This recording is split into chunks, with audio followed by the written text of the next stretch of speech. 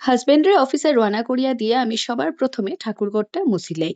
এই করে আমি কোনো কাজের মানুষে এন্ট্রি করতে দিই না। আমার মায়ে সবসময় একটা কথা কন যে ঠাকুর এবং ঠাকুরঘর নিয়া কোনো সময় ঢং করিও না।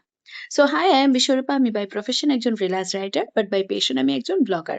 ঠাকুরঘর মুছিয়া আইয়া আমি আমার মেয়েরে ঘুম থেকে তুললাম। তাই ঘুমাইতে অনেকটা লেট করে, যার লিগে সকালে উঠতে চায় না। খারাপও লাগে, এরকম আধা ঘুম ভাঙাইয়া তাইরে উঠাইতে লাগে, কিন্তু কিছু করার নাই। স্কুলে তো যাইতে লাগবো। ব্রাশ-টাশ করাইয়া আইয়া তাইরে আমি একটা ডিম সিদ্ধ খাওয়াই দিলাম। তাইরে প্রতিদিন সকালবেলা আমি স্কুলে যাওয়ার আগে একটা ডিম সিদ্ধ খাওয়াইয়া পাঠাই। তাইর মুখ দেখিয়া নিশ্চয়ই বুঝলাই যে তাই খানছে। কারণ তাইর নিজস্ব একটা মত থাকে। আমারে জিজ্ঞাইছিল, "মা, তুমি আমারে টিফিনে কিটা দিছো?" তো আমি কইছি, "তোমারে টিফিনে আজকে আমি ফ্রুট দিছি।" তো এটা তাইর মনোভূত হইছে না। তাইর বক্তব্য হইলো, তাইর বন্ধুরা সবে ম্যাগি, পপকর্ন এগুলা লইয়া আয়। কিন্তু আমি তাইর এখানে সবসময় ফ্রুটস আর এগুলা হেলথি ফুড দেই। তো কিছু করার নেই, বাচ্চা তো অন্যরে দেখিয়া ইনফ্লুয়েন্সড হইবই। বাট আমি বা আমার হাসব্যান্ড আমরা কেউই এসব ম্যাগি, পপকর্ন এগুলা দেওয়া তাইরে প্রেফার করি না। তো বাইরে গেছি তাইরে লইয়া, এখন তাইরে দিয়ে আইমু স্কুলে। স্কুল যদিও নিচের তলাতেই। আগে আছিল অন্য টাওয়ারে, যেখানে আমার হাঁটিয়া যাইতে লাগতো, প্রায় ৫-১০ মিনিট লাগি যাইত।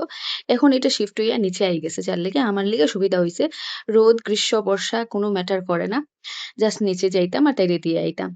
তো স্কুলে গিয়ে আবার বেল বাজাইতে লাগে, তে ভিতর থেকে কেউ তাইরে রিসিভ করে। তো তাইরে স্কুলে দিয়ে আইয়া স্নান-টান করিয়া আমি ঠাকুর পূজা দিলাইলাম। তারারে পাঠাইয়াই আমি ঠাকুর দিতে আই। কারণ ঠাকুর আমি ধীরে সুস্থে দিতে লাগে। তাড়াহুড়া করিয়া ঠাকুর দিতাম পারি না। আজকের ব্রেকফাস্টে আমি বানাই লিলাম আমার লিগা সুজি। সর্দি কাশি হইলে দেখবা খালি মিষ্টি খাইতে ইচ্ছা করে। আর এদিকে আদা দেওয়া লিকার চা। লিকার চা যদিও আমার পছন্দ না, কিন্তু হাসব্যান্ডে স্ট্রিক্টলি না করছে। যতদিন কাশি ঠিক হইতো না, ততদিন দুধ চা খাইও না। তার এই কথার ফলে আর আর্গুমেন্ট করা যায় না। কারণ কাশি সর্দির মধ্যে মিল্ক প্রোডাক্ট খাইলে কাশি সর্দি আরো বাড়ে যায়। যাই হোক, দেখা হইব তোমরা সঙ্গে নেক্সট ভিডিওতে। Till then, bye bye.